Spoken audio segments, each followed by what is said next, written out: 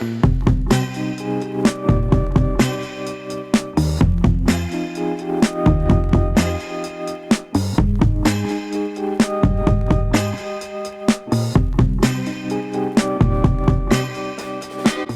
viewers, and welcome to episode 20 of Watchtower in Focus, the show that zooms in on all things JW, bringing the governing body and its teachings and policies under microscopic scrutiny. A few days ago, Jehovah's Witnesses received their May 2019 copies of the Watchtower magazine, in which their leaders defend their position on child sex abuse and endeavour to cast their policies in a favourable light. Joining me to discuss this development are my regular co-hosts Mark O'Donnell, aka John Redwood, and a man who many consider to be a champion of newsreading excellence, Covert Fade. And returning to the show, we have Chloe. Hello to all of you, and thanks for joining us. Hello, everyone. Hi, Lloyd. Good to be here again. And Chloe, you're joining us from at an insane time in the morning from Australia. So you've really taken one for the team there. Good morning, guys. So, wow. This magazine came out 2 or 3 days ago now. And I think it blew all of us away because we've obviously spoken on this channel a lot about child sex abuse, usually in the context of a lawsuit, Watchtower having to pay money for its cover-up of child sex abuse, and yet here we have an article which seems to be Watchtower assuring Jehovah's Witnesses, look, everything's under control, this is how we do things, and everything's fine. I don't know who wants to kick off. My own view, I have my own views, of course, but I'd be interested in hearing what you guys have to say. Well, it's probably useful to establish just for 5 minutes the context against this article is coming out against. In 2015, we have the Australian Royal Commission case studies 29 and 54, which were the most in-depth and open and transparent analysis of Watchtower's policies regarding child sex abuse. The Royal Commission, essentially, if you read the report, to cut a long story short, found that their policies were woefully short of a good standard. They made multiple recommendations for urgent changes, many of which Watchtower has apparently not yet enacted or has refused to enact. We've had since then a number of very high-profile lawsuits that Watchtower has lost over its mishandlings of child sex abuse. We've had a flurry of media exposure, everything from the Scientology and the Aftermath episode, which covered this, and multiple other documentaries have covered this. This has been in multiple news sources. And one of the things we've seen recently is the work of Reclaimed Voices in the Netherlands, which has caused debates in the Dutch Parliament about the Jehovah's Witness child sex abuse cover-ups, to the point where there's now an independent investigation under the way in the Netherlands. And only recently we saw the Dutch branch raided by police who are trying to get hold of material to prosecute JW child abusers that Watchtower was refusing to hand over. So this is the current sort of environment against which this article was written. And it's clear that Watchtower very much has these events in mind when it's talking to its followers in these 4 articles. I think you bring up a great point, Covert, that this article came out in the light of all of those things going on. And we think back to what happened in September. At the end of September, we saw a very well-documented trial in the Montana case in which a jury a jury ruled in favor of the plaintiff, a child abuse victim, in the amount of $35 million. And of course, that's under appeal right now. But we know that the Watchtower articles are written at least 2 to 3 months ahead of time. And here we are seeing this article come out now. We're seeing it in January.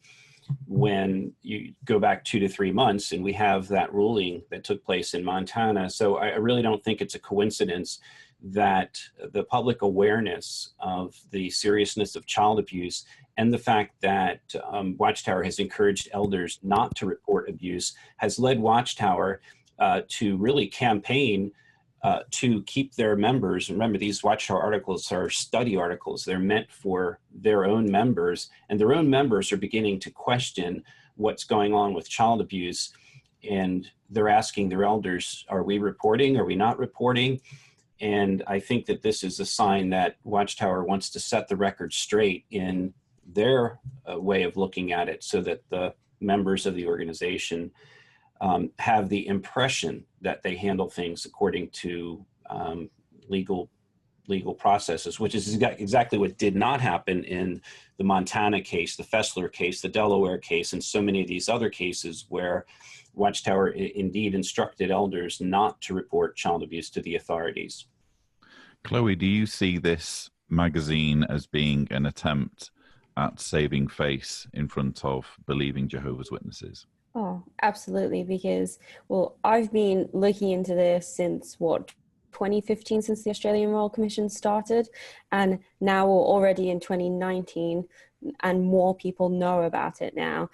Witnesses who are going to meetings, they probably have people tell them on the stands, well, what are you doing about this? There's people who are not Jehovah's Witnesses who know about it, who might ask them when they come and knock on the door. So they have no way of escaping it in this day and age with the media 4 years on from the Royal Commission. So at this point, it's like, oh, okay, we can't just keep on denying that we don't have this problem anymore. All right, we got to say something, that we do something about it. And this is their way, like you say, saving face in front of those people. And you can see that people will read it who are in the congregations and go, oh, good. I know that they do something about this. I knew that they did all this time. That's okay. Like, that's the kind of impression that they want to put on people. And it's sad that it had to come to like a surface level saving face rather than actual action when they were reviewed a long time ago. So I'm looking now at page 9 of the magazine, and this was kind of one of the first things that hit me, where it's talking about child sex abuse being a grave sin. It says child abuse has far-reaching consequences. It affects the victims as well as those who care about the victims, their family members, and their Christian brothers and sisters. Child abuse is a grave sin. And this is one of the main issues with Watchtower's approach to child sex abuse, is the way that the sinfulness of child sex abuse outweighs the criminality of it. So in other words, Watchtower is more interested in treating it as a sin than treating it as a crime. And then you have this series of a sin against, and they're listing who this is a sin against. First, it says a sin against the victim. Secondly, it says a sin against the congregation. Thirdly, it says a sin against the secular authorities, which seems odd. Yeah, that's weird. Fourth, it says above all a sin against God. What are your thoughts on that? Well, I'll tell you. Go ahead, Chloe. Sorry. I highlighted most of this article in one color, and this part, above all, sin against God, was like, it stood out to me because it just showed you how this is not about, first and foremost, a care and protection of children and of victims of abuse. This is all about the religion again. And it's really, really unfair to people who go through such traumatic experiences and who deserve to be protected by adults around them by reporting, because it is the moral thing to do. Not only should it be the law, but it is the moral thing to do to protect children and future children from abuse, not just the current victims. And I thought it was abhorrent, but go ahead, Mark. Yeah. It's a great point. And Lloyd mentioned where they said that the sin, that a child abuser would be sinning against the secular authorities. And I just found that absolutely bizarre, because when you use the word sin, by its nature, that is not a secular word. That's a religious word. And yet they're applying this religious concept of sin to the secular authorities and saying that, child abuser sins against the secular world or the secular authorities. I found that really bizarre. There's an interesting point that Chloe made, actually, that I'd like to pick up on again. And I might be skipping a little bit ahead of it. In chapter 10, it's this, above all, it's a sin against God. And so in chapter 8, they say this is bringing great reproach in Jehovah's 10, name. you mean, or... Sorry, first of all, in paragraph 8, Right. in paragraph 8 of page 9, they talk about, as Chloe said, this is most of all, this is a sin against God. And personally, I think it's most of all a crime against the victim. But you know, well, it's only a crime against. Yeah, exactly. The victim. But this emphasis on it being but God is the most important factor here. This comes back in paragraph 10, where they say the elders are primarily concerned with maintaining the sanctity of God's name. And then they say they're also deeply concerned with the spiritual welfare of the brothers and sisters. But notice how they come second to the sanctity of God's name. Now, in the 2015 Royal Commission, one of the elders was on the stand, a guy by the name of Joseph Bellow. And he was one of the ones who said to one of the abuse victims, do you really want to go to the police because that will bring shame on Jehovah's name? And he was asked, wouldn't God be more concerned about the victim rather than his own name? And Joseph Bellow had the chance to say, oh, yes, of course he would be. But he didn't say that. He said, well, God is concerned about the victim, but God is also concerned about his own name. And this is highlighting the attitude that exists within Jehovah's Witnesses, that the reputation of, Jehovah God, and by extension, the reputation of the organization, is the paramount thing.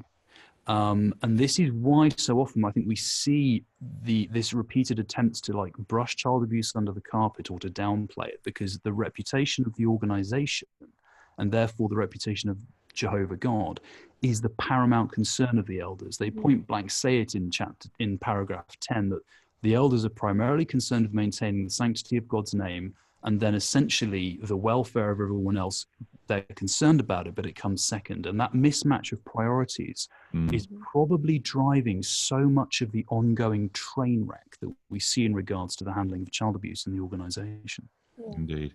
By the way, it's probably worth just saying that if you are following our show and you are frustrated because you've not seen the article is very easy to download from jw.org. If you just go to the magazines section, it should be one of the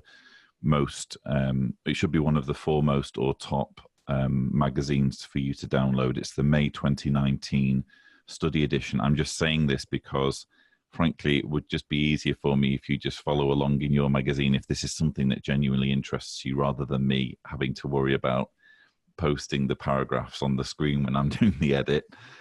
We're just going to go through as though you guys are following along in your magazines, and not that you have to.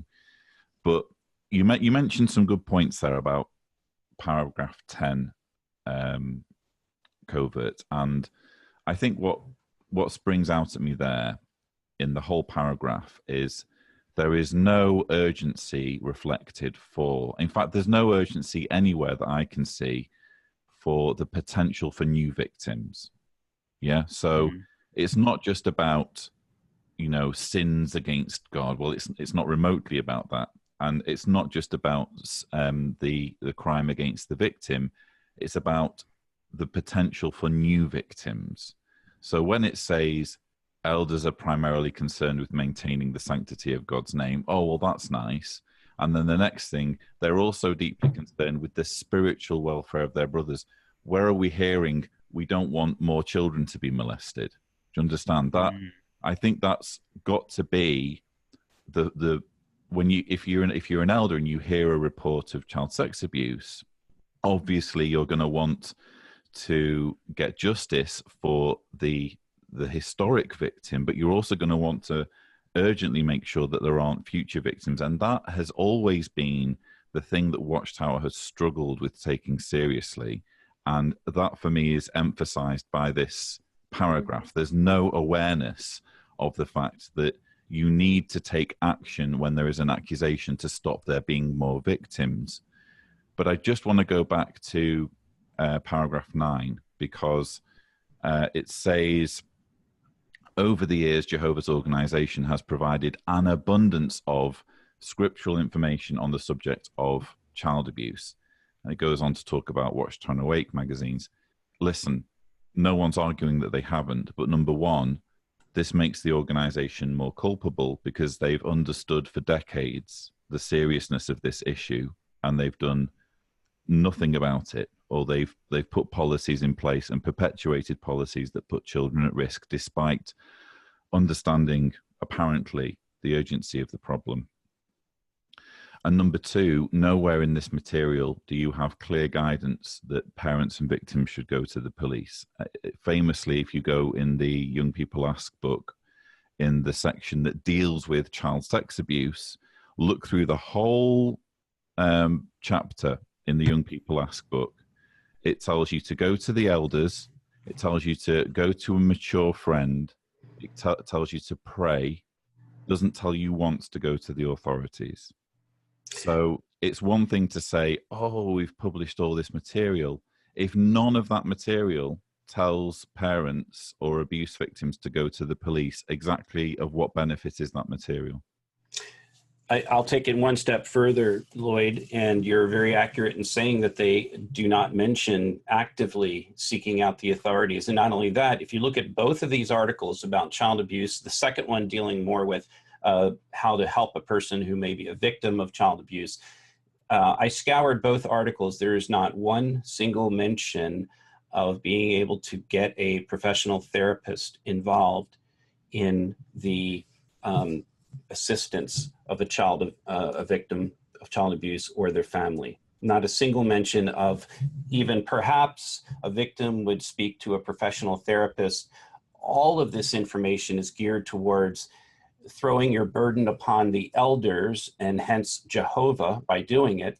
But Jehovah is not a qualified therapist, and neither are these elders. None of them have been trained in any way to be able to deal with the horrific effects of child abuse and what it does to a child's mental state of mind and all of the things that come along with it. So I just find that astounding that it wouldn't even have a footnote or a mention or a suggestion that a person seek professional help. Yeah.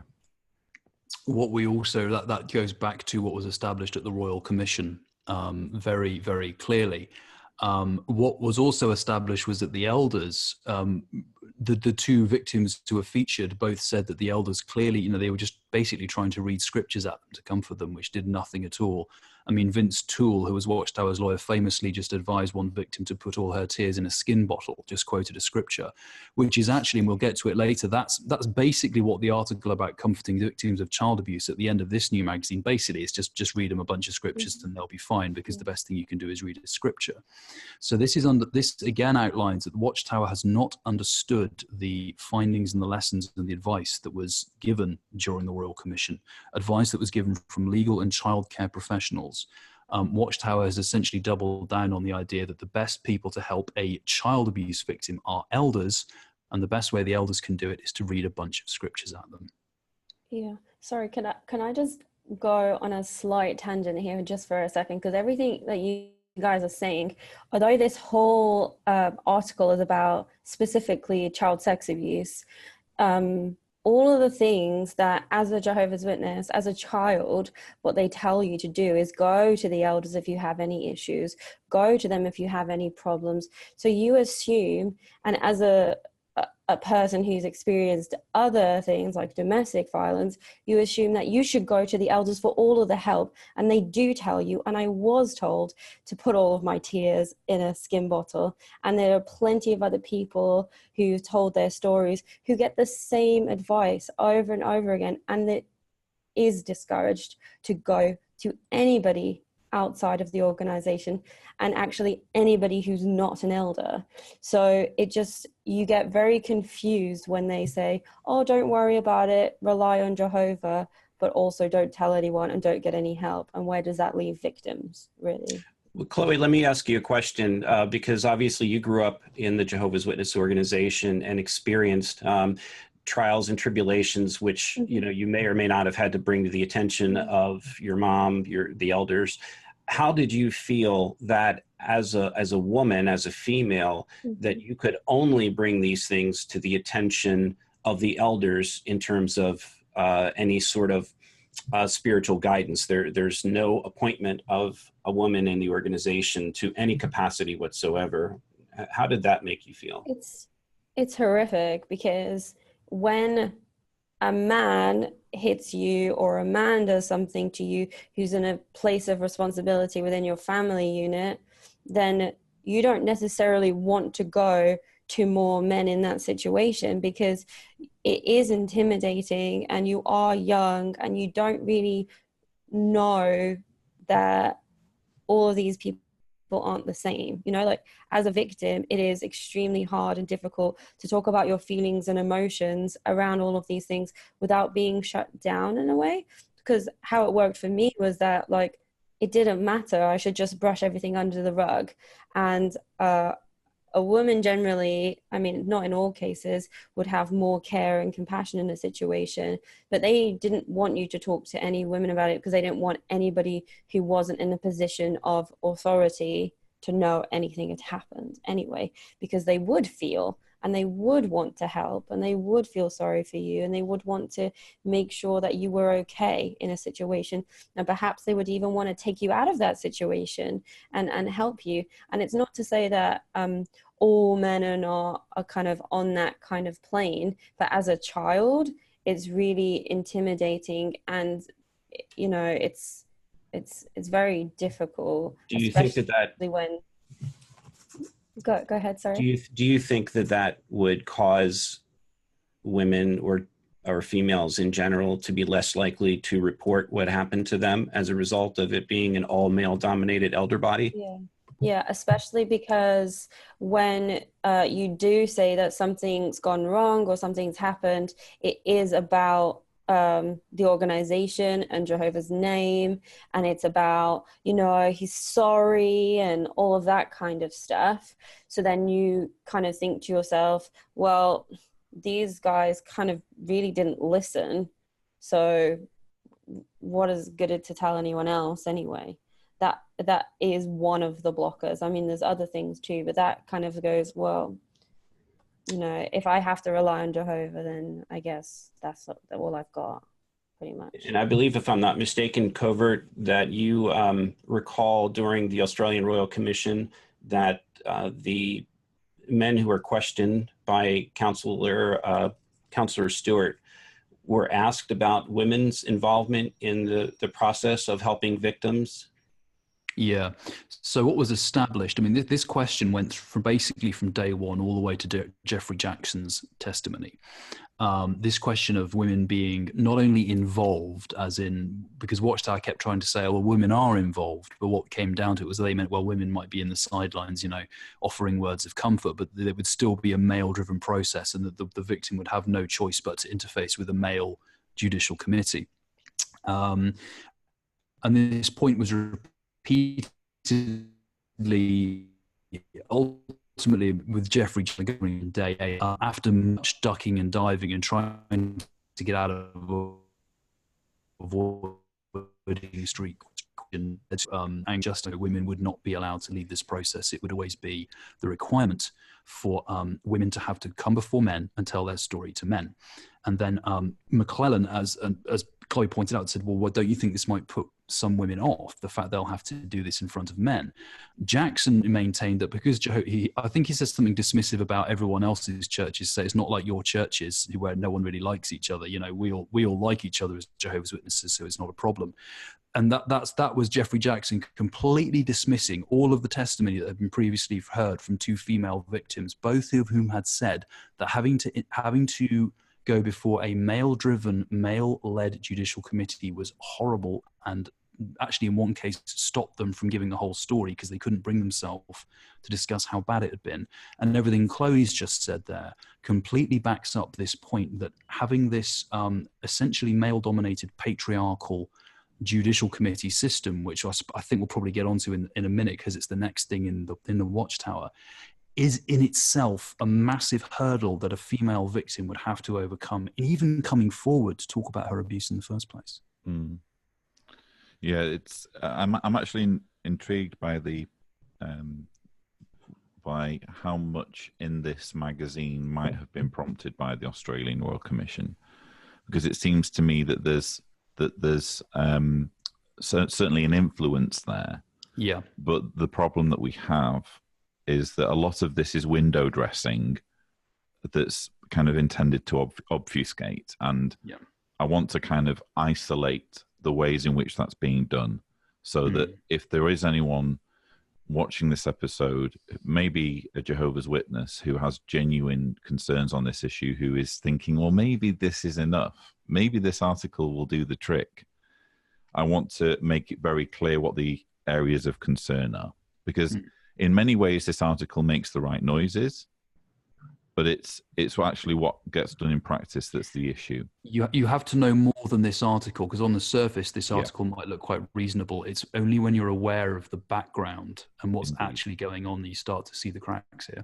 So what I'm hoping we can do, and what I'm sure we will do, is provide the background. So paragraph 11, and just to clarify, I'm talking about paragraph 11. I'm talking about study article 19, Love and Justice in the Face of Wickedness, which begins on page 8. We're now on page 10 on paragraph 11. And it says, in addition, if the wrongdoer is a part of the congregation, elders are concerned with trying to restore him if that is possible.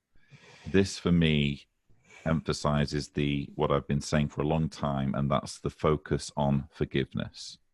When you have an organization that has a focus on forgiveness, that assumes that sexual predators can and should, indeed must, be reintegrated in some way, because that's the whole point of judicial action, supposedly, is to restore people to the congregation. It's all very well doing that if we're talking about someone who's slipped up in any of the myriad other ways. But when we're talking about someone who's raped a child, I'm sorry, but forgiveness doesn't cut it, that they are a threat to children.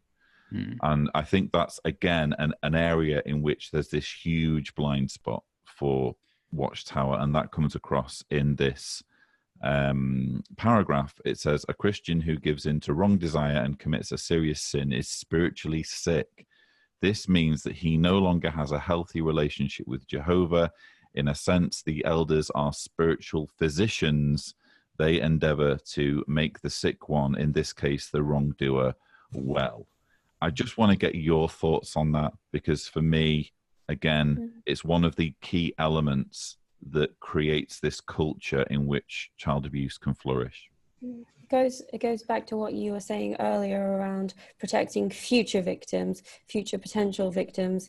It kind of makes you feel a bit sick when they talk about it in this way, when you know that other people face serious consequences of never being able to speak to their family again, when you have not done anything criminal and you have not hurt anybody physically or mentally, that these people who are actually physically sick and need to be reported to the authorities so that they can be watched, so they don't hurt other children anymore, that they're just, spiritually sick. And if they're repentant, then that's great. And we can accept them back into the congregation and we can protect them, not the children. It's just insane, really. I mean, It really is. Yeah, go ahead, Covert. I mean, there's 2 points I was going to make. One, throughout this entire article, replace the words child abuse with child murder, and then see how the article sounds. Indeed. And then I would ask a Jehovah's Witness, why does it sound to you perfectly acceptable with the words child abuse, but suddenly unacceptable and dangerous with the words child murder? And that underlines the problem. The second thing here is that this thing, if the person is repentant, we can accept them back into the congregation, has resulted in, and this was documented during the Royal Commission, it has been documented in multiple instances. The offender is forgiven, they stay in the congregation, the abuser then has to share a congregation with the person who abused them, and then because the victim doesn't want to do that, then the victim gets in trouble with the elders. The victim is told, you have to forgive them. And so essentially either the victim is driven out of the congregation, they can't stay there anymore, or the victim is put into a position where they have to attend the same group study as that person. They have to see that person all the time, because as far as the elders' judicial system is concerned, that person is now forgiven. Of course, this doesn't take into a point that, as has been said psychologically, once a person has abused a child, they've crossed a threshold. It's highly likely that they will keep doing that. So this person hasn't been, this person is still a danger. The fact that they've said the words "I'm sorry" means absolutely nothing. In fact, one of the things that's come out, and I would urge Jehovah's Witnesses to look into this, is the number of repeat offenders inside the Jehovah's Witnesses who get forgiven and then do it again. Indeed. Now, paragraph 12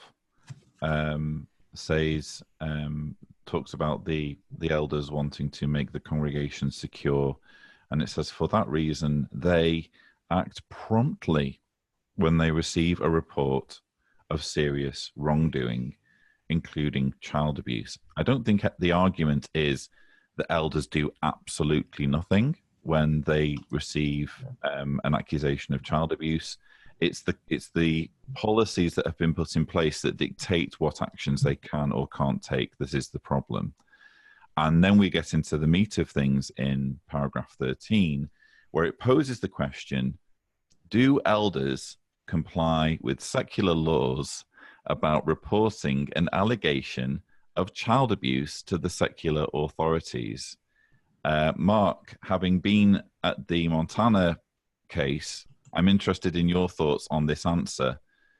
Yes, in places where such laws exist, elders endeavor to comply with secular laws about reporting allegations of abuse. Such laws do not conflict with God's law. Thoughts, Mark? Well, look at the language that's being used here. I mean, yeah, I know we're all chuckling at this, and it's a serious subject, but it's laughable the way that they construct this sentence here, because first of all, they're trying to say, yes, absolutely, we comply with Caesar's law. But in fact, as you mentioned, in Montana and in dozens and dozens of other cases, Watchtower has proven to judges and juries that they do not comply with the law. So, for example, in the case of Montana, a jury had already been instructed by the judge that Watchtower was guilty of violating Montana's mandatory child abuse reporting statute. So they were given those instructions before the trial even began. So the jury knew that Watchtower was guilty of this. It was just a matter of what the penalty was going to be and whether or not they acted in malice. So number one, they were penalized. Number two, the jury said, yes, they acted with malice because this was an intentional act. So you look at the wording of this paragraph here. It says, in places where such laws exist, elders endeavor to comply with secular laws about reporting allegations of abuse. So think of that sentence and just take the word endeavor out of it. Why didn't they just say elders comply with secular laws? They didn't say that. They say elders endeavor. Well, elders always comply with secular laws. Exactly. Why couldn't they make a definitive statement that says they always comply with laws? Why? Because they do not comply with secular laws.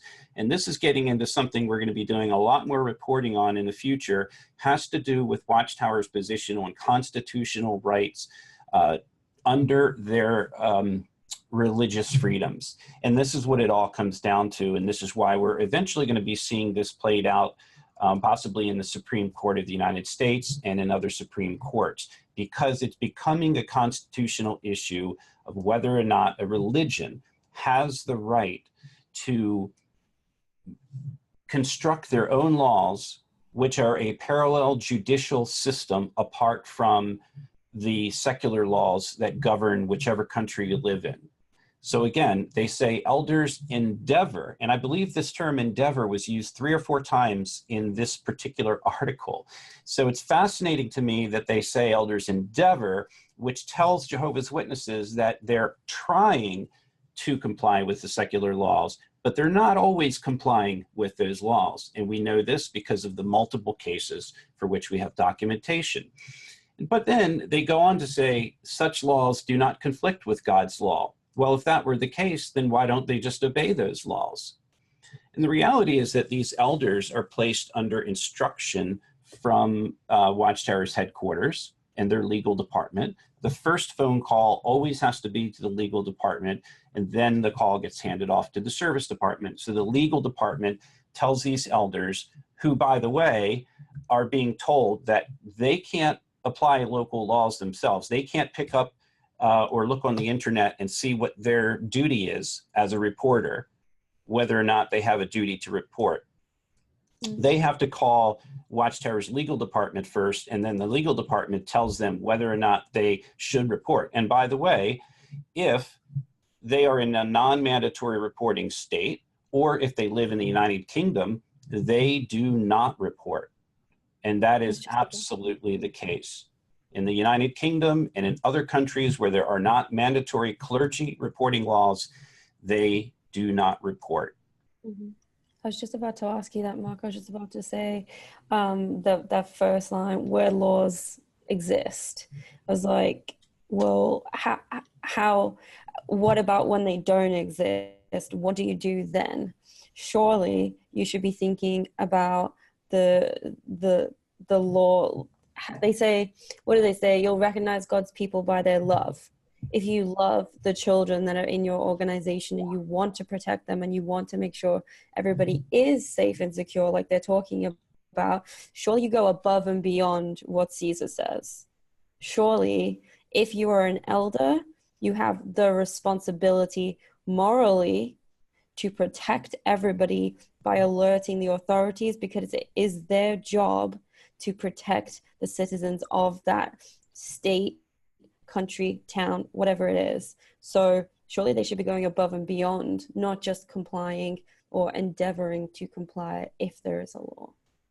They really should be asked that question. They should be asked the question and answer it in the Watchtower of, what about situations where the law does not require a clergy person to report? Should we report? And their answer should be, yes, you should do the moral and upright thing and report any allegations to the police and let the professionals handle it. And that's one of the excuses you sometimes hear from Watchtower apologists is, well, there's no law requiring them to do it. And yeah, that's absolutely true. In some countries, there is no law requiring elders to report child abuse to the police. There's also no law requiring you to pull a drowning child out of a swimming pool. You're legally entitled to sit there and watch it drown, but it kind of makes you a terrible human being if you do that. Great so point. There's no law requiring us to do it is kind of an appalling excuse, and it gets wheeled out rather too often sometimes by witnesses online who are trying to justify this kind of behaviour. I'm glad as well, Mark, that you picked up on that word endeavour, because it's not the only time that word is used, endeavour, in the article. And I actually tweeted about this. I said something along the lines of, I'm trying to think of a situation in which I might endeavor to report a crime, of how I might say, oh, I really, really tried hard to let the police know that a murderer was on the run, but despite my best efforts, I wasn't able to do it. I don't understand, like you said, Mark, why that word endeavor is needed. It's clearly a superfluous word. The only reason why you would insert that word endeavor in the paragraph, and again, it's included in another paragraph, is if you are reticent about doing the thing you're about to talk about. But I also want to talk about more broadly about what this paragraph is saying. It's saying that where there is a law to report, we will report. Okay, you could, as a Jehovah's Witness, argue, well, regardless of what's happened in the past, this is the May 2019 article, and this means that from now on, all child abuse will be reported if there's a legal obligation. And I take your point, Covert, that there's a moral obligation always. But even if we take this paragraph on face value, you still have, number one, the Montana verdict, where Watchtower paid $35 million for refusing to report even though they were legally obligated to. You also have, as we covered in a previous Watchtower in Focus episode, an elder in Ireland who was literally removed by the London branch for reporting child sex abuse. So he was actually penalized for reporting child sex abuse. So you have this history of them doing the opposite of what they're saying that they do or will do. And with that in mind, if you're going to write about this honestly, you really need to acknowledge what you've done wrong in the past. Yeah. If you're going to be taken seriously, you need to say, in the past, we have had problems here. We have not always reported, but we can assure you that we will be from now on. That would be so welcome.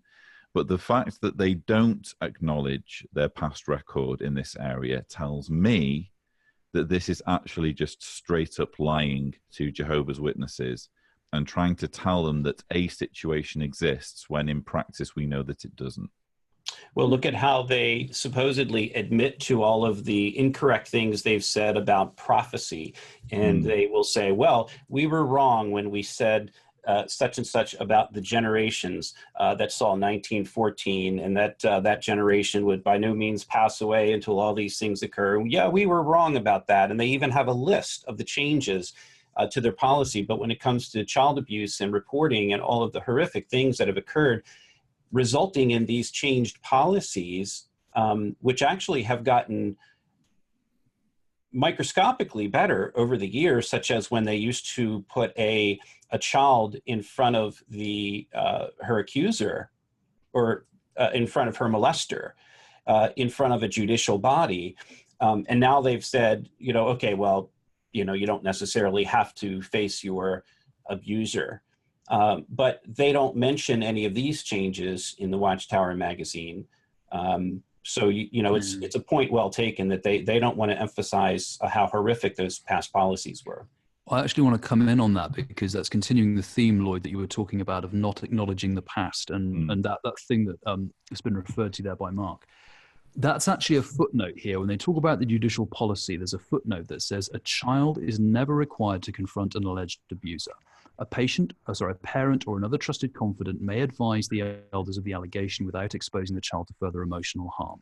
So first of all, I welcome that statement. That's a good statement. And that means that it's very clear to all the bodies of elders that they cannot do that. They should not do that. And if they were thinking of doing that, the Watchtower has just forbidden them to do it. Secondly, however, that statement makes it sound as if that's always what the policy has been. An honest footnote would say, up until very recently, it was our policy to require a child to confront their abuser in a judicial committee. After advice from worldly authorities, we have recognized that this is an extremely harmful practice and it should no longer be carried out. We wholeheartedly apologize to any and all abuse victims who are placed in this untenable situation. But they don't do that. They just make it sound as if this policy, which is a change that, as Mark said, I welcome too, they make it sound as if this policy has always been the policy. Which because is just they know totally that dishonest. Whichever way you spin it, they need to acknowledge what the past policy has been. Well, they can't tell people that the Royal Commission was a real thing and that the reason why they are changing their policy is because of the Royal Commission, because then every single apostate who said anything was right. I want to move on to paragraph 14 because this is an example of clever wording. So it says, elders assure victims and their parents and others with knowledge of the matter that they are free to report an allegation of abuse to the secular authorities.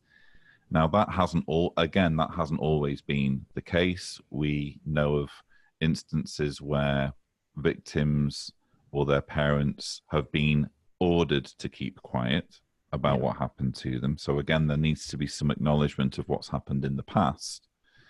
But the wording's clever because it shouldn't just be a case of saying to someone, you're free to report it. When you have an organization like Jehovah's Witnesses, where the focus is on elders and you have this culture of not taking a brother to court, and you have this culture of letting the elders sort everything out, elders should be urging victims and their parents or people bringing allegations to go to the police. They should be urging them to do it because it's a case of, again, protecting the congregation from further crime, which again is, as I said earlier, not remotely reflected in this article, the urgency of stopping it from happening again, that just seems to be absent from the writer's mind.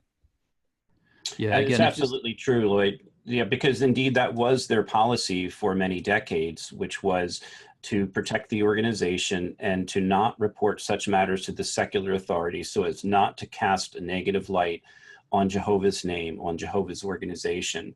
And they are making this statement here without informing people that that was indeed their policy. I remember back in the 80s, we had a case in my congregation. There were multiple cases of child abuse going on, and some that I found out about later. But we had one case of a teenage girl, who's having sex with an adult who was about 3 times her age.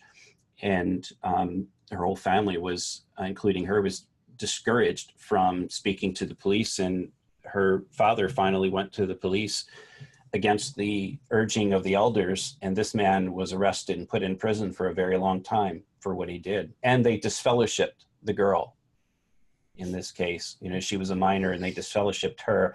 So it's horrific. That was indeed their policy, and now that things are changing, they're finally making this statement as if this was always their policy, and it certainly was not. So moving on to paragraph 15, and this is fascinating because previous to this Watchtower magazine and arguably the Gary Breaux morning worship in the November 2017 JW broadcast, where he talks about the 2-witness rule, although he doesn't apply it to child sex abuse, arguably this is the first or one of the first times where Watchtower's been upfront about the existence of the 2-witness rule, because previously this was something that you needed to basically be an elder to understand, really. But now they're talking about the 2-witness rule in the context of child abuse in a Watchtower article that 8.5 million Jehovah's Witnesses are going to study. This feels new to me. And it describes the rule. It says, in the congregation, before the elders take judicial action, why are at least 2 witnesses required? This requirement is part of the Bible's high standard of justice. When there is no confession of wrongdoing, 2 witnesses are required to establish the accusation and authorize the elders to take judicial action. Does this mean that before an allegation of abuse can be reported to the authorities, 2 witnesses are required? No. I would have preferred will be reported to the authorities, frankly. No, this requirement does not apply to whether elders or others report allegations of a crime. It goes on to say, when they learn that someone in the congregation is accused of child abuse, elders endeavor to comply with any, and you have that word again, elders endeavor to comply. They try really, really hard. We really, honestly, we jumped through hoops to try and get this done. I almost possibly got out of my chair and maybe almost got to the phone, but I tragically just couldn't get my hand around the receiver. I have never in my life exerted so much effort to dial numbers on a phone before, but for whatever reason, I just couldn't make the call. So yeah, you have that word endeavor. When they learn, they endeavor to comply with any secular laws about reporting the matter, and then they conduct a scriptural investigation. And it goes on to describe how, well, this is what you need to satisfy the 2-witness rule. And in the Shepherd book, it famously says, if none of these things are satisfied, elders will leave the matter in Jehovah's hands. And I think to kind of try and mitigate that awful wording, they've instead said in paragraph 16, elders provide ongoing support to any individuals who may have been hurt. In addition, the elders remain alert regarding the alleged abuser to protect the congregation from potential danger. And I'm sorry, I don't care how good the elder is. I don't care how involved he is in what's going on in the congregation. There is no way that you can stop a determined sexual predator from doing what he wants to do. But I'm just interested in your thoughts, because again, this seems like quite a new thing where Watchtower's being upfront to a degree about the two-witness rule. Do you think that they've reflected things fairly and accurately?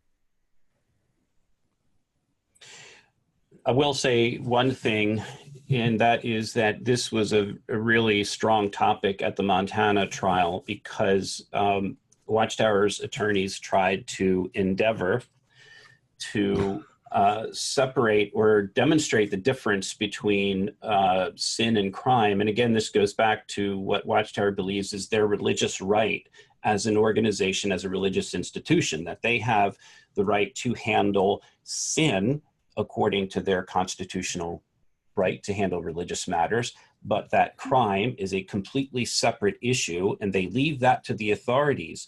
And they believe the parents are the prime guardians, even though in many cases one or more of the parents or relatives can be the abuser, but they believe that the parents have the primary right to protect their children. If they so desire to go to the authorities, fine. But they are not going to be proactive in picking up the phone and calling the police unless they are absolutely mandated to do so. So again, it goes back to the two-witness rule. This is what was discussed by Watchtower's representative during the Montana trial. He said, well, child abuse is a sin and a crime. We deal with the sin. The authorities deal with the crime. And they basically, he was saying we're putting that off on the authorities. And the end result was that Watchtower instructed those elders not to report, even though mandated law in Montana said they must report. So that was the astounding thing, and that's why they lost the case. I don't want to get too far off track, but yes, it's a two-witness rule is what they believe applies to sin and not to crime. Do you guys, sorry. After you, Chloe. After you. Question. Do you guys think that there's an element of, well, I guess the cat is out of the bag and we've held on to this two-witness rule in court now, so everybody knows that it exists, so let's just come out and make excuses for it to the rest of the congregation? Because before that, if I'm not mistaken, people didn't know that it existed unless they were an elder and they read the elder's book, and people weren't allowed to read the elder's book unless you're an elder, so no one knew it existed. I'm pretty confident that we can say that. I think the only reason they're discussing this now is because they know they have to. This entire article, the only reason this entire article is here, as far as I'm concerned, is down to the incredible bravery of abuse survivors who've spoken out about this, the media who've been talking about this, political efforts that have been taking place in some countries. All XJW activism has contributed toward this. Basically, the only reason Watchtower is talking about this now is because they have been basically armbarred and pinned to the mat, and they can't get out of talking about it. I think you're absolutely right, Chloe. This is a matter of, well, the cat's out of the bag, so we've just kind of we've got to spin this in the best way as possible. But it's frustrating though, because you just wish that there was some basic honesty. Just some basic kind of human integrity, because a lot of what's said here on the surface makes sense, but it's when you understand the context and you understand the word games, and you understand the obfuscation and the lack of transparency about what's happened, what's gone before. Mm-hmm. It puts everything in a whole new light. But what this article amounts to, quite frankly, is lying to Jehovah's Witnesses and painting a picture of that just simply doesn't exist. I want to briefly cover the paragraph 17, where it talks about what is the role of the Judicial Committee. It says the term judicial does not mean that the elders judge or rule on whether the abuser should be punished by the authorities for breaking the law. The elders do not interfere with law enforcement.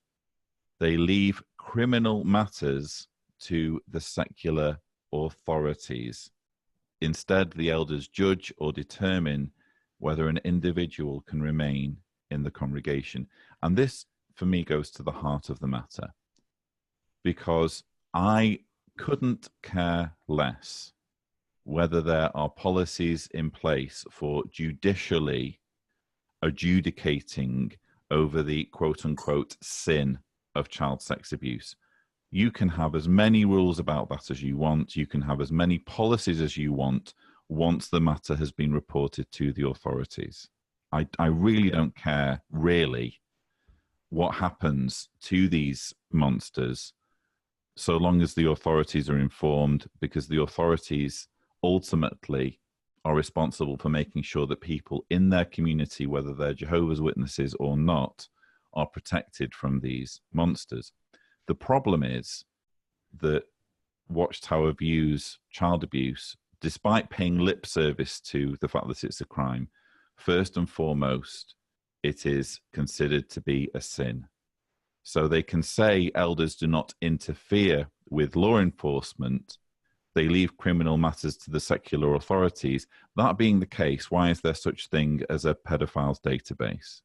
That being the case, why is there any need to have records on file servers and in filing cabinets, which we know exist? There's a filing cabinet in Erwin Zolkin's office. Okay. Yeah. We know that this stuff's there. When the Australian Royal Commission went after the Australia branch, they got 1,006 pedophiles going back to 1950. So there's no disputing the fact that these records are out there. That being the case, how can they look Jehovah's Witnesses, 8.5 million Jehovah's Witnesses in the face and say, we don't interfere with law enforcement, when in Australia alone, they were sitting on 1,006 unreported pedophiles? Well, Lloyd, we also have evidence from these trials, and I remember it was just, today is the 4th, it was almost 2 years to the date that I went to Philadelphia for the Fessler trial. And during that trial, several elders were called to the witness stand. And one of them was a man by the name of Hollingsworth. And they got him on the witness stand and asked him about his notes about the Fessler case, because he had taken detailed notes. He was part of the Freeland, Maryland congregation, and he knew about what Terry Sipe had done to Stephanie Fessler. And they questioned him on all of the notes that he had taken. And they questioned him on his prior deposition and testimony. And he admitted under oath in court that he had shredded documents related to the sexual abuse and molestation of Stephanie Fessler. He admitted that he had a shredder, that he had the notes. He didn't want them lying around. He didn't want his wife to see them. All of this he admitted in court. And anyone can look that up, or we can post a copy of it on JW Survey. But this man, and this is not an isolated case, we know of many other instances where elders have been told not to give anything to the police when they come knocking on the door. Even if they have a warrant, call the legal department first. Don't cooperate with the police unless they absolutely break down the door with a warrant and take something from you. And we've had many cases where they knew in advance that a search warrant was going to be issued, documents disappeared, police ended up with nothing. And that's why we see, for example, in the Netherlands, where several kingdom halls and even the branch has been raided by police, because they know these documents exist, and they know that if they tip Jehovah's Witnesses off, then these documents will disappear. And that's sad. And for anybody watching, I think if you grew up in the organization or you were later baptized as one of Jehovah's Witnesses, as you said earlier, Lloyd, you have to ask yourself, why would they do this? Is this the way of Christianity? Is this what Jesus taught? Is this transparent? No, it's none of those things. And it's horrific that they wouldn't be honest. We called it the truth, but how is shredding documents the truth? The truth is not coming out. And as a result of shredding documents, then you have additional children that are not protected. Or when a pedophile is protected, then other children are at risk. So it's, indeed, they do obstruct justice. And that's why these civil courts are finding in favor of the plaintiffs in these cases, including the one I mention all the time, which is the state of Delaware, which is just a year ago this week, the ruling, the settlement was handed down by the court when Watchtower finally acquiesced because it was going to trial for failure to report child abuse, and Delaware took that congregation to court. So it clearly obstructed the law, and in that case, they tried to hide behind clergy penitent privilege, which is another thing that we see going on a regular basis. The fact that elders have this information and they share it with Watchtower headquarters, the service department, the legal department, other elders, 20 or 30 elders end up knowing about a child abuse case, and yet they try to protect that information, and they adamantly try to keep it from getting into the hands of other attorneys. And so that's the transparency, the lack of transparency that we're talking about, and it's a wake-up call, I think, for many people. And I'd actually like to say, dear Watchtower, I'm going to take paragraph 17 on face value. You've made a statement here that elders do not interfere with law enforcement. So, okay, I'm going to take your word for that. That is the standard. I therefore eagerly await the removal and disfellowshipping of any elder who is found to be not cooperating with the police investigations. I'm sure that most of the senior members of the Dutch branch are about to be removed from their positions and disfellowshipped. Given the fact that the police had to actually raid the branch to get the information that Watchtower was apparently refusing to provide. I also await the removal and disfellowshipping of any of the Watchtower's legal staff who were refusing to turn over documents to the San Diego court trials when the court demanded that they turn over certain documents which should have assisted in the civil prosecutions of various GW child molesters and also of Watchtower itself. I choose to take you at face value, Watchtower. And so if we catch you not living up to the high and lofty standards you've espoused in paragraph 17, we'll be letting you know. It's just a perfect example of, I mean, again, you can write all this, but it's what matters is what happens in practice. And what you say, it's what you do. Yeah, repeatedly we have examples of Watchtower not doing what they've written in this article. Mm-hmm. It's really sad because you really would hope that they would say, oh my goodness, we really didn't realize the amount of harm that we were causing all these years. We are sorry. We are genuinely sorry, and we're going to fix it. You wish that was the tone of this rather than, oh yeah, of course we don't break the law. Of course not. Like it's really sad. So then on page 12, we have a box titled Educate Yourself and Your Children, and it's a list of all of the various resources published over the years. And as I mentioned earlier, you're not going to find anywhere direction to go to the authorities. That's the kind of one conspicuous thing about all of this material that's been published.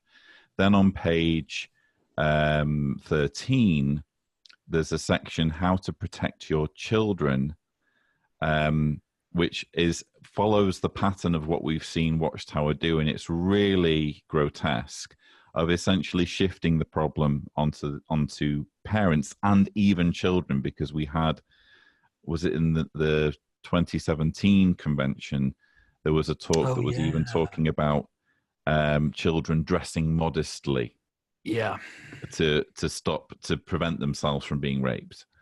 And that was actually a recurring thing in the Royal Commission as well. One of a number of comments were made that it was a recurring thing that elders tried to sort of slightly pass the blame off on the child. One of them made the comment that this young girl kept walking around in revealing clothing, as if that was in any way an excuse or relevant to what this man was doing to her. Indeed. So you have there three things. First, educate yourself about abuse. Learn about the kind of individuals who abuse children. You know, it would be easier, wouldn't it, to just report abuse rather than having to study, the mind of pedophiles. Second, maintain good communication with your children. Third, educate your children. Share with them age-appropriate information about sex. And what I find really kind of at the bottom, page 13 is the last page of this article. Have you noticed the song that they're supposed to sing after they've studied this? Shepherds, Gifts in Men. Oh my God, I've just seen that. So at the end, after they've studied this article, which entirely misrepresents Watchtower's approach to child sex abuse, they then have to praise the elders with a song called Shepherd's Gifts in Men. Whoa, I had not noticed that. That's insane. That's just adding insult to injury, isn't it? Especially if you're, I mean, it's quite conceivable that there'll be people studying this article and even attending the meeting where it's discussed who are themselves victims of abuse. Can you imagine what it's like by the elders? And they're having to praise them.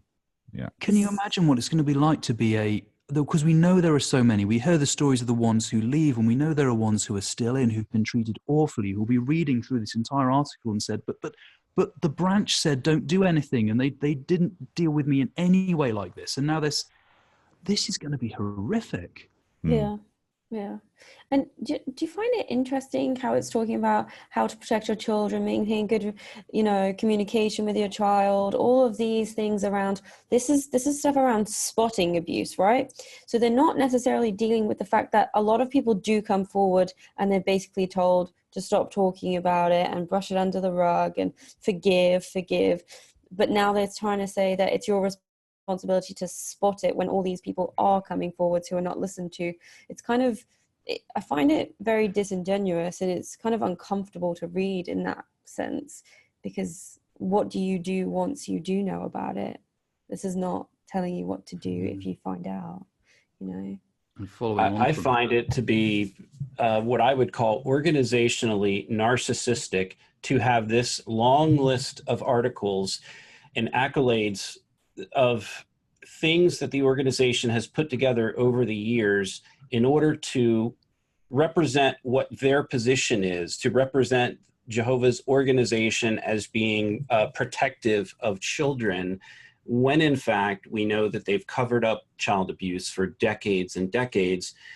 But this is what they present in the courts of law. They use these articles and say, this is what we've done to protect children. But it's interesting because it's very misleading, because as we remember, Stephen Lett came on, I think JW Broadcasting, and said, think about all the apostate-driven lies and inaccuracies that were protective towards pedophiles. And no one is saying, and I think you mentioned this earlier, Lloyd, no one is saying that they haven't printed these articles. That is not the point. They're misleading everyone by saying, well, we've printed all these articles about children. That's great. Okay, but that has nothing to do with the fact that you failed to report child abuse, or you failed to instruct elders to report child abuse and protect children, especially when it's required by law. And now they say that they do that, but in fact, time after time, they haven't.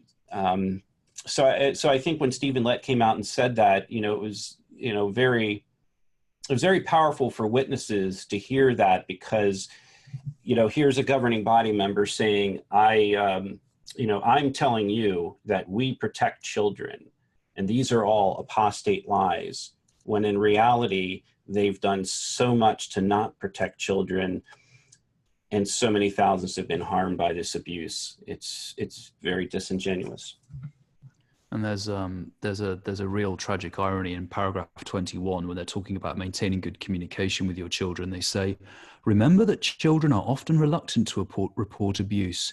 They may fear that they will not be believed. Well, guess what? If they haven't got a second witness, they might not be believed. Or even worse, they might be believed, but the elders will go, nah, there's nothing we can do about it. Or if they've got a second witness, the elders might say, well, we took him to a judicial committee and he's sorry, so now you've got to go back into the Kingdom Hall and smile nicely at him when he sits down next to you. It is a paragraph that is so completely lacking in self-awareness that you could have a whole section defending the two-witness rule and then say, oh, and by the way, some children are reluctant to report abuse because they fear they won't be believed. It's so lacking in awareness. It's Now, we touched on this earlier as regards the Australian Royal Commission. I think we've kind of more or less covered the main issues from that that's kind of central article, which kind of spells out or attempts to exonerate Watchtower for its child abuse policy.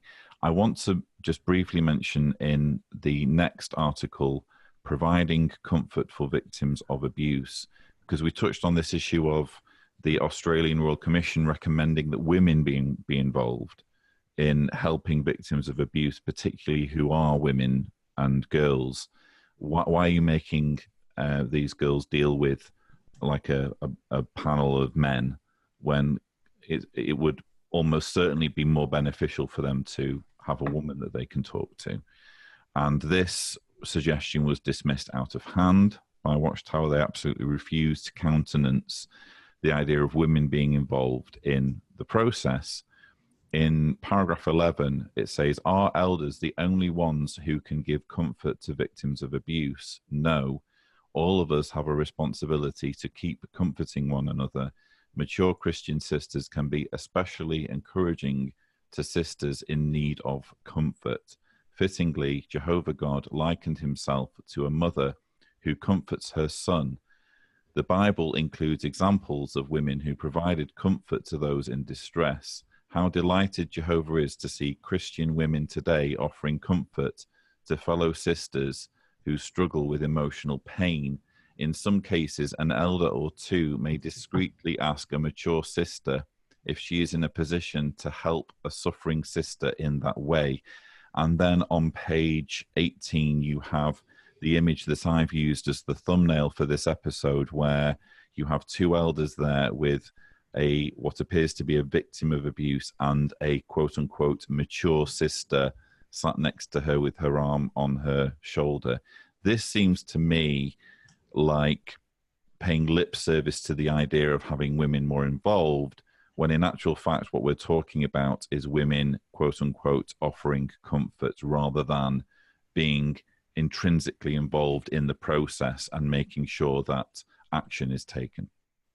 You know, it's really unfortunate that the end result of most of these abuse cases is that the intimate sexual details of what happened to a child, female or male, are presented to the body of elders, starting with 2 elders, and then if there's a judicial hearing, there's 3 elders, and then the reality is we know that other elders find out about it and the service and legal departments find out about it. So you have these extraordinarily detailed things of a sexual nature that once they are presented to these men and shared with other men, those images, thoughts, words, none of this ever goes away. The privacy of a child is lost forever, when in fact the professionals that I've dealt with and that we've dealt with, police officers, I met with a corporal here in Baltimore County who's in charge of all of the child abuse cases here in Baltimore, and police investigators such as the one from the Fessler case. These people have spent their entire lives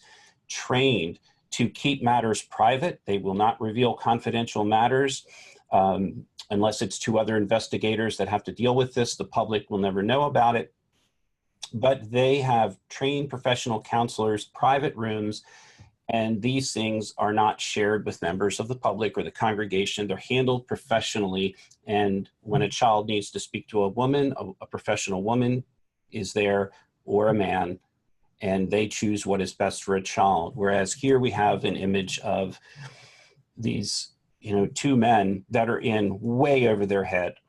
They've never had to deal with these things before. There's always a first case for one of these elders, and it's way over their head. And by the way, they are always contacting the circuit overseer when a child molestation case happens. And that is their direction now, that the circuit overseer will set up the judicial meeting if someone is going in front of a judicial hearing for child abuse. But then you have an additional person, the circuit overseer, who's now involved. And that child may grow up with this circuit overseer and all these other elders knowing their business, knowing about the abuse that happened, when in fact, the parent should have just contacted the police themselves, or the first elder to hear about it contacted the police, let them handle it. And again, so it's a very complicated situation where you ask yourself, what do we do? And what do religions do in general when they hear about an allegation of abuse? The right thing to do is to let the police handle that abuse. but the elders, the witnesses feel that they have to be involved because there's sin. So they insert themselves and produce a parallel judicial system. And this is where we have a very serious problem. And it feels like a lot of this this article, particularly the preceding one, was trying to downplay the idea of there being a parallel judicial system, because we know that in the Scandinavian countries and in the Netherlands, that's something that's really concerned the authorities. The reality is, it is a parallel legal system where you can be punished for things which are not crimes, including having your family taken away from you. But they're very clearly, when they say, oh, it's not a crime, we deal with sin, this isn't a parallel, they're very clearly trying to give that impression. And I am convinced that that's a reaction to the fact that a number of governments are waking up to the fact that there's essentially a parallel legal system operating in their country that is punishing people for things that are not crimes under the criminal justice code. Yeah, Watchtower's policy is still that if a minor is complicit in the sexual act with an adult abuser, that minor may still be subjected to a judicial hearing and disfellowshipped. So we're talking about 11 years old, 12 years old, 13, 15. And by the way, it happens all the time. It happened in the Delaware case, disfellowship. It happened in the Fessler case, reproved. Happened in many, many cases that we can document and cite. So that is their stated policy, that they will hold a victim responsible for their actions if that victim is a minor and is baptized. And how many do we know now are baptized at 8, 9, 10, 11 years of age? It's, you know, it's trending. It seemed to be trending downward in age. They're trapping younger people at younger and younger ages. So I find that really disheartening, the fact that they will disfellowship a victim when in fact this person's mind has not fully developed yet. And I think this article even touches on how a young person's mind is so young and undeveloped, and yet they don't mention the fact that they will discipline and disfellowship a victim. Well, the fundamental thing is a child, and this is an understanding of that seems to completely escape Watchtower. A child cannot consent. There is no way a child can be culpable. A child cannot be. It is not. It is completely impossible to view. I mean, the modern legal system never says, "Oh, is a child partly culpable for the fact that, you know, they were molested?" It's a non-starter. It doesn't even go there. But Watchtower, as you said, Mark, you know, well, you know, is the child a little bit responsible here? Do we have to disfellowship them as well? The fact that that's even entertained in certain circumstances. Were they wearing modest clothes? It highlights a fundamental flaw in the way this is approached, which again is causing this whole thing to just be an ongoing train wreck.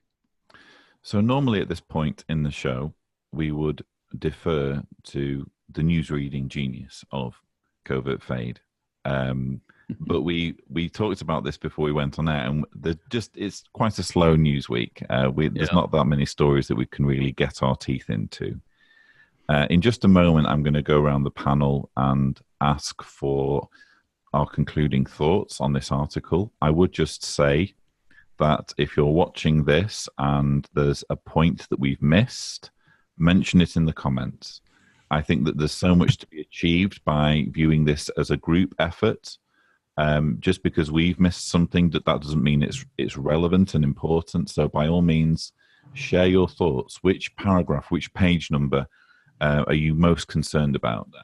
Do you think gives an example of Watchtower entirely disregarding its duty of care to children, or indeed which parts of the policy, which parts of the magazine are you actually happy about or pleased with? Let us know in the comments. I also just want to share a little bit of news about Watchtower in Focus and sort of the channel. This is episode 20, and it's also the last episode before Watchtower in Focus moves to the bunker. So the bunker is currently under construction. I say currently, major construction begins actually tomorrow morning. So barring a freak event, the next Watchtower in Focus will be hosted from the bunker. And I hope you'll be able to join us for it. But now that I've given my panel a little bit of time to mull over their thoughts, on this May 2019 Watchtower article. I'm going to go around and get your thoughts, and we will begin with Mark. Thank you, Lloyd. And by the way, I believe that Covert Fade is already in a very deep, dark bunker. In fact, I can't even see him. I'm looking closely at he's got like a bat cave situation going on, I'm pretty sure. He certainly is. So perhaps one day we'll all be in a bunker. Well, look, I think that for one thing, these articles that have been released are definitely in response to the rapidly growing and escalating problem with child abuse in the JW organization. There is no question. Their job now, they feel, is damage control. And they're trying to inform their members that, yes, we cooperate with the police, or we endeavor to cooperate with the police. So we've learned from the language in this article that the reality is they don't. They only cooperate when they are mandated to do so and their back is against the wall, whereas they should be proactive. And speaking of being proactive, we have two in-depth articles where they've had the past 4 years to put together a change in policy. They've had the Australian Royal Commission of 2015, of 2017. We've had the Fessler, the Montana case, all the things going on in the UK and Ireland and the Netherlands. They have had all of this opportunity to think this over and change their policies, yet they double down on the two-witness rule, and they say that they cooperate with the authorities and they don't. And here we are in the same position that we were 4 or 5 years ago with virtually no change. The only difference here is that we have an article that is supposed to inform witnesses that they cooperate with the authorities, and they don't. Very rarely does that happen.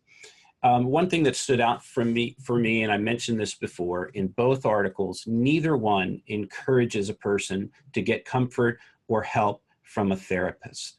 Now, in other Watchtower Body of Elders letters, and even the Shepherd book, I believe, has mentioned that a person might seek therapy, but it is not encouraged.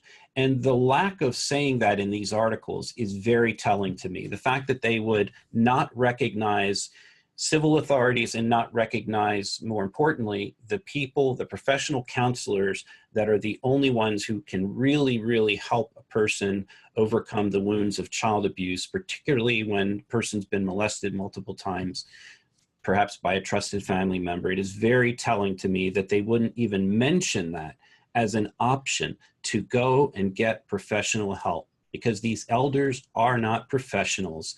They are tradesmen, window washers, bankers, whatever. They are not professionals. In that second article mentions offering practical help, and it says offer a meal to a victim, offer a card.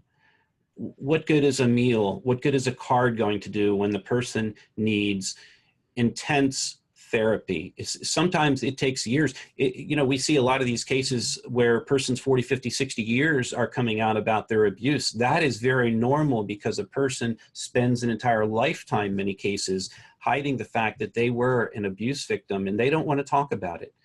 And sometimes we have to respect that, but they need to speak to a professional when they are ready to speak to a professional. They're not being encouraged to do that or to speak to any authority whatsoever. So, if anyone's watching, think about that.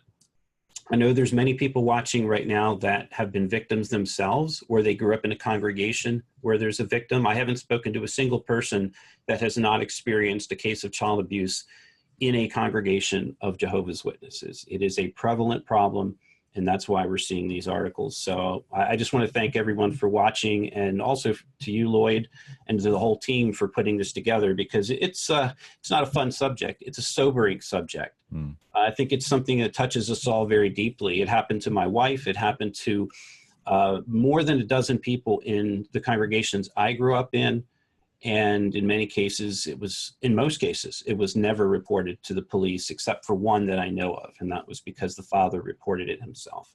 So, thanks to the team for putting this together. And, let's hope in the coming years, we don't have to talk about this so much.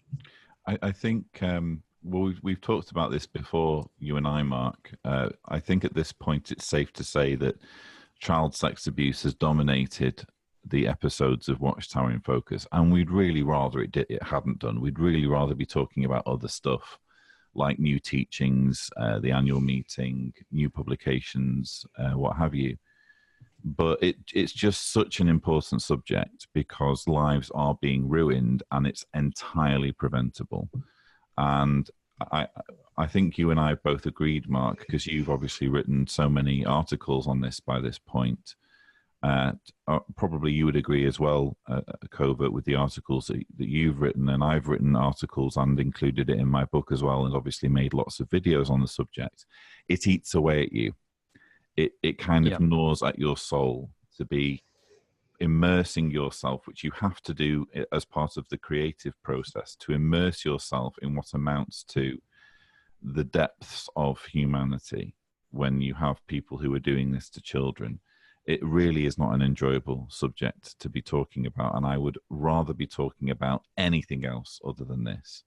But the reason why we devote our time to discussing this on Watchtower in Focus is because, again, lives are being ruined, it's entirely preventable, and we need to have reform. And now we need to move on to our next panelist, which is Chloe. Yeah, I mean, you've covered a lot in that summary, really, and it is heart-wrenching. It's really hard to read these things knowing that it doesn't come from a place of love and care and consideration. And I really just hope that elders who read this and people in the congregation who read this take them at their word, like Covert said, and do report it and do take care of these people, because the Watchtower says you can, so you should, and you can then follow your moral duty to take care of other humans around you, whether you're an elder or not. So one thing that is still, sad and disconcerting is that they don't apologize and they don't own up to what has happened in the past. So let's hope that this changes things, and let's hope that maybe in the future they will own up to it and not lie to people that this has always been the situation and that everyone is just lying and you guys are apostates because you're, coming up and bringing this up, and why would you want to talk about it? And all those kinds of people who say those kinds of things are obviously not seeing the amount of love and care and consideration that you guys are giving for your fellow humans. And it's just, like Mark says, you guys are doing a great job, and let's hope that it does change something. Indeed, we can hope. Well said. And Covert. So just quickly, I've actually seen at the bottom of page 17, apologies, Mark, they do actually mention professional help. It's in a tiny little footnote that says whether an individual who has suffered abuse should seek qualified professional help is a personal decision. Whenever Watchtower says that something is a personal decision, what they mean is it's a bit dodgy. What they should be saying is, of course, the spiritual help offered by the elders should not be viewed as a substitute for qualified professional help. And we encourage, all Jehovah's Witnesses to seek out a suitable therapist. That's what they should be saying. But I literally just saw it hidden at the bottom of the page. Thank you. I think it would say something more along the lines of, in most cases, it would be appropriate for somebody who's undergone this experience to seek professional help. That's what they should be saying. But it's literally just like a single sentence that says, well, it's a personal decision. And that's kind of Watchtower code for we don't think it's a good idea, but we can't tell you to do that. Thank you for pointing that out. And really, it should be mentioned in every paragraph, it would seem, because we want people to get the professional help that they need, not a single line in one of these two articles here. So well spotted. Thank you. But I mean, for me, I think firstly, I think, as Chloe pointed out, this article is here because Watchtower has been pinned to the mat by brave abuse victims speaking out, by journalists, by legal teams, by government investigations, by activists. Watchtower didn't want to write this. They were backed into a corner, and this is their first attempt at damage control. And I think we're going to see a lot more of this. I'm happy to take them at their word, though. I think they've outlined some very good things in here. They've said the elders and Watchtower, by extension, will never obstruct police investigations. great. I look forward to seeing no more obstructions in court. I look forward to seeing the full cooperation with the Dutch branch, with the investigation that the government's carrying out. I look forward to seeing that. And if we don't see that, then Watchtower has just publicly set a bar that it can't hit. And I think this could backfire hugely if believing witnesses become aware in the media that Watchtower is doing things which it's just said in this article it doesn't do. But basically, yeah, I think this is damage control. There's a few things in here I do welcome. I welcome them blatantly stating that they will never put a child in front of an abuser in a judicial committee. That's progress. It's a shame that they tried to present it as though that's the way they've always done it. But essentially, this article confirms a lot of things that, inverted commas, apostates have been saying and that Watchtower's been trying to bury. Do we have a year for when they stopped that practice? Was that like 2014? Something like that? We don't know for certain, I think. I mean, Mark, correct me if I'm wrong. The last big exposure we had to it, we know that as recently as 2014, it was happening in New Moston because the Charity Commission investigation found that they'd put several abuse victims in front of their Jonathan Rose? They allowed to quiz his victims in 2014. Yeah, I think there was, you might be right about that. And I think there was a big change in 2016 when the BOE letter came out, because we had 2016 and 2017 almost a year apart. And I do not believe they did not release a letter in 2018. So I think 2016 represented a big change. There was a really comical bit at the Royal Commission where Spinks was saying that we don't require people to do that anymore, but I don't have the document and I don't know where it is. And then later on they said, oh, we found it, and we found the letter. It was copied in the back of someone's elder's book, and he'd photographed it, and now we think we know where this elder is. Where this document is that tells people not to put people in front of their abuser. I can't remember the details. I remember it being absolutely farcical. It'd be good to know the date that changed, because it, like you say, it's an important policy change that has made things easy for victims, and it's an example of Watchtower realizing that they were doing something wrong and fixing it. They need to do that a lot more. But it's nice to kind of be able to document this. So I think probably at some point we can, if we figure it out, if we find the dates, we'll put it in the description. There you go. Yeah. I just want to. Sorry, were you done there? That was essentially it. Yeah, this article's got a few good things. It's got a lot of spin, and the only reason they're saying it is because they've been backed into a corner. Yeah, speaking about the way that I think we've been unequivocal in terms of what Watchtower hasn't done, and in terms of gaps in its policy and ways in which it's blatantly misleading witnesses who read this article. But again, I do think it's important to as well recognize where areas in which there have been improvement, because if they can improve in those areas, they can improve in others. And I'm just going to return to where it says, elders assure victims and their parents and others with knowledge of the matter that they are free to report an allegation of abuse to the secular authorities. And again, that simply has not always been the case. There are lots of stories, horrendous stories, of people being threatened with slander, with being accused of slander if they report an accusation. But I think that this is significant, because what it means is that if you are a parent who is in tune with the seriousness of child sex abuse and the fact that it always needs to be reported to the authorities, if you do report to the authorities, the elders can't get you because of this paragraph. You can just go take this magazine article with those words highlighted and say, go on, what are you going to say to me? I'm doing exactly what it said here, because it's this Watchtower article is telling me I can go to the authorities. So that's at least something. What parents absolutely need to avoid is the management of, or the handling of, a child sex abuse allegation being passed to the elders, because invariably they will cover it up if you give them the opportunity to. But if you keep it out of their hands entirely, we can make sure that these monsters get justice. And as I said at the beginning, the main priority, once this has already happened, is to stop it from happening again and stop more victims being added. So, yeah.